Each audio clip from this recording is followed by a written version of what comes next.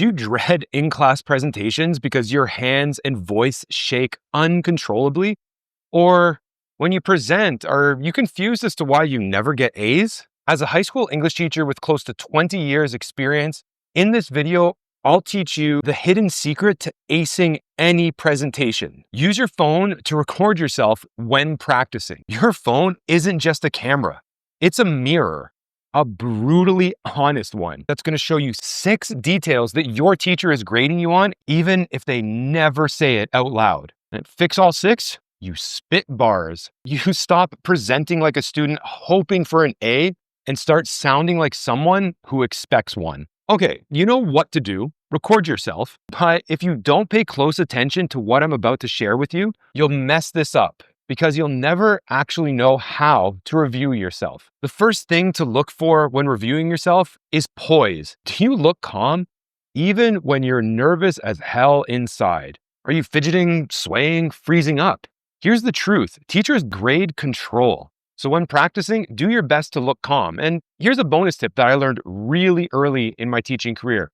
You're probably going to sweat when you're up at the front of the class, so layer your clothes. Don't go up in just a gray t-shirt, because you know exactly what's going to show up when you start getting nervous during your presentations. Now that your body's steady, let's talk about your voice, which is the second detail you want to pay attention to when recording yourself. When you speak, are you too quiet? Or do you talk too loud? Or do you find that you mumble a lot? When you present, you want to sound clear and steady, like someone worth listening to, because the moment you start sounding unsure about yourself is the moment everyone stops listening, even if your ideas are incredible. Here's a pro move for wondering if you're speaking loud enough. Put your camera, when recording yourself, at the back of the room.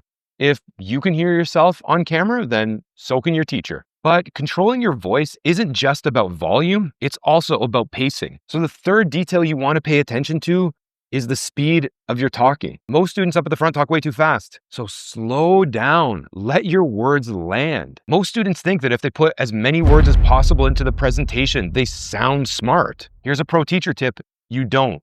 You sound like somebody who's scared and is trying to put so much into the presentation to hide what they don't actually know. So here's a trick. When talking, pause after some key points. It makes you sound thoughtful. It gives your ideas room to breathe and gives the audience time to catch up with your ideas. Silence isn't awkward when you own it.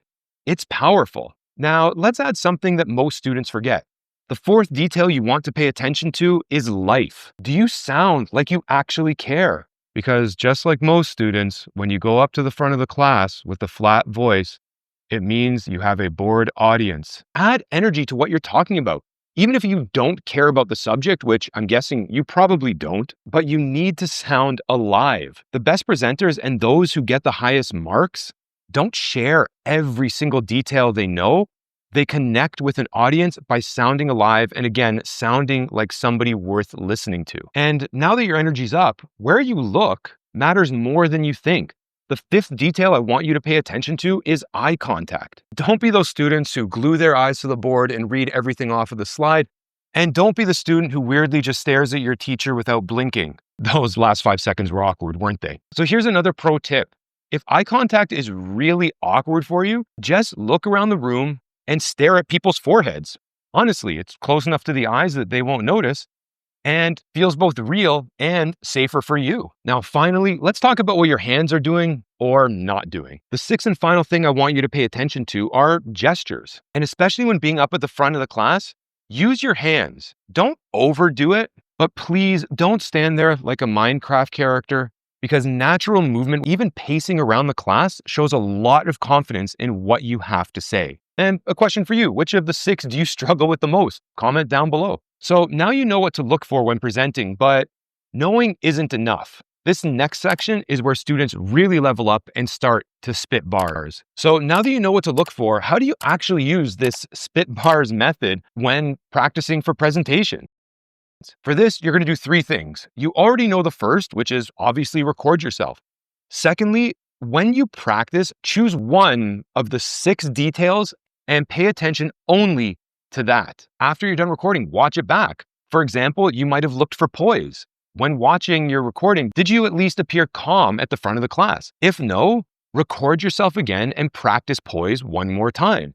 Practice until you get it. If you feel you looked calm and poised, then move on to the next one. Perhaps you want to work on your hand gestures. And this is the mistake most students make. They try to fix everything at once.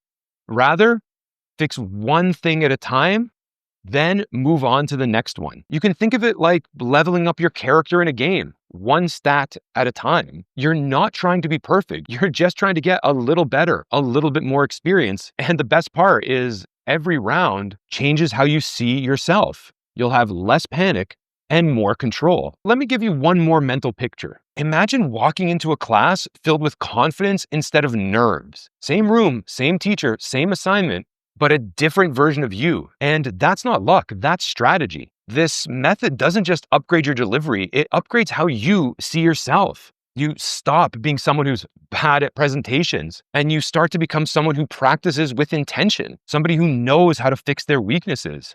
And once that identity clicks, presentations stop being something you fear and start being something you control and own. Mastering presentations are only one part of the equation. Students who consistently get high 90s in English, they've mastered something else first, reading. They have 3 secrets that I'll reveal in this video because it's a skill that quietly separates top students from those who are just average. And once you know these secrets, you can't not earn 90s.